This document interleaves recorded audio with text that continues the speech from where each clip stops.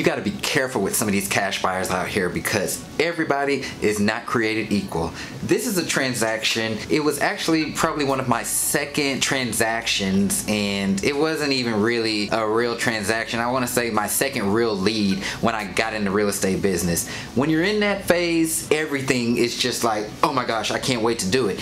Anyways, this guy reached out to me from Zillow because I had got talked into getting Zillow leads, and he said that he was an all cash buyer and he was looking to move to the DFW area.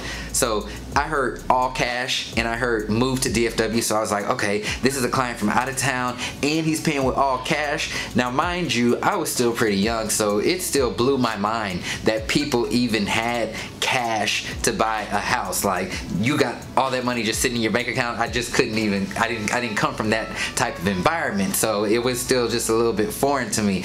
But he was an all cash buyer and was looking to move into the DFW area. So of course I was like, okay, great, I can help you. Yeah, I'm very knowledgeable to the area. Even though I didn't really know the area a lot, I was gonna figure it out. So he said, okay, awesome, I'm gonna be coming into town on this day and we can go out looking at properties. I didn't really know how to do anything, but I was just like, okay, I'm just gonna show him properties. The guy gets into town and I go and meet him where he was staying. So he didn't come in with the car, so it was gonna be my job to drive him around. Still didn't seem like anything because I just thought real estate agents drove their clients around. Anyway, I go and I meet him this day. Very, very, very nice guy. We go out, we look at probably like 10 homes. He didn't want any of those, and I was like, okay, cool. My job isn't done. We haven't found a place for you, so let's just keep going. So we went out a second time, and this time we went to like a different area than we looked before, but I was just going with the flow. So we looked at probably around like 15 properties that day.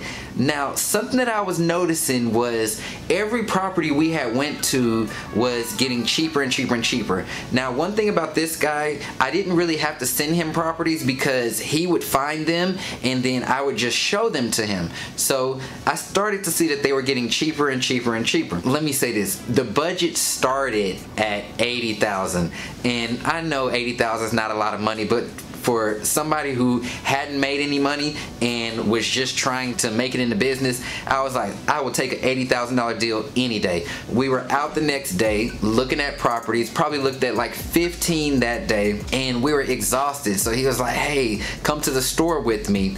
So I go to the store with him and we shopped around. This is just a random detail. I don't know why we went to the store. He just wanted to take me to the store or something. Then after the store, he wanted to go out to eat. So he said he's gonna take me to one of his favorite restaurants. The guy who wasn't from here wanted to take me to one of his favorite restaurants. And so we went to this restaurant and it was great. We're just hitting it off great. Everything's going well.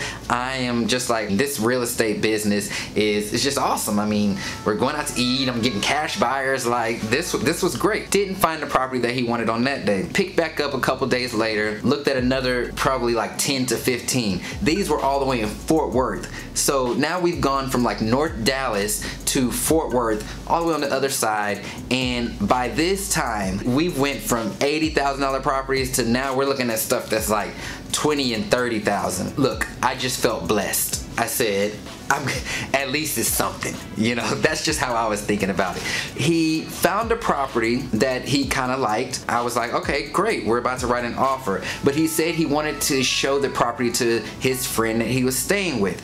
So the next day, I went and picked him up and his friend, and we went all the way out to that property again. Showed it to his friend. They were speaking in another language, but the end result was they wanted to get it. He wanted to get it. So I drive them back all the way over to North Dallas, and we're sitting in a parking lot because I said I needed to have a copy of your funds. Like, I needed something to show me that you have the cash to make this offer. So we stopped at a bank and I'm just sitting in the parking lot there. He's in the bank. He goes and gets a copy of his bank statement and gives it to me. So I see he has, I want to say it was around like $40,000. Okay, so he has the money. He didn't have 80, but he had 40. So that would explain why the properties kept kept going down. We're sitting there and I'm trying to figure this thing out, but I'm asking him, okay, so how much do you want to make this offer for and everything? I want to say the property came out to a little less than $30,000 was the one that he settled on. So he says he wants to make an offer for $17,000. And I was like,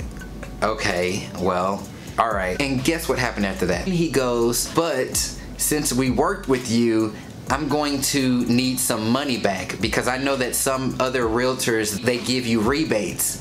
And that's when I was like, excuse me? And he was like, yeah, you know, probably just like $1,000, $2,000. Now, if we do the calculations on a property that's $29,000 and we factor in commissions and splits and everything, y'all know I wasn't getting that much money. I was this close to throwing them people out my car, like legit get out and walk the rest of the way. It was a complete waste of my time. Moral of the story, ask the right questions up front so that you don't get in that position at the end.